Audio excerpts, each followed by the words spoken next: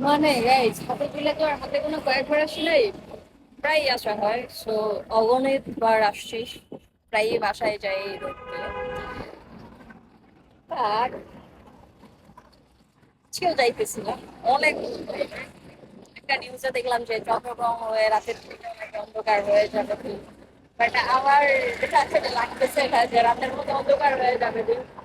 আপনাদেরকে ওয়েদারটা দেখায়, আজকে মনে হইতেছে যে তাপমাত্রা পুরো হাবিবি বাইক দিতেছে।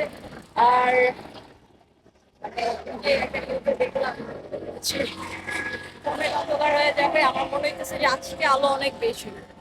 এই দেখেন,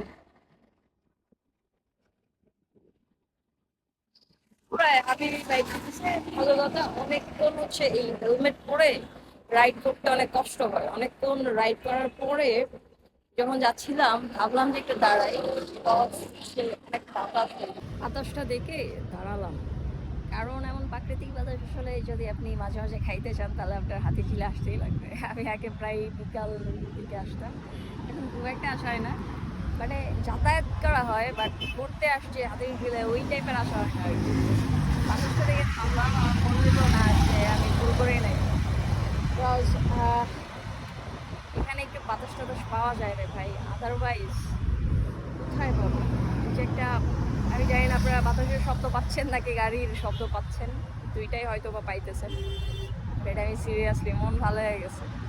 রাইডটি অনেক টায়ার্ড হয়ে গেছিলাম, হেলমেট পরে থাকলে মাথা অনেক ঘুরে যায়। আর আমি হচ্ছে মাথায় পাতলা কোনো কাপড়ও ইউজ করতে পারি না, সেই বান্দা হেলমেট পরে বাইক রাইড করি। আমার জন্য এটা খুবই টাফ।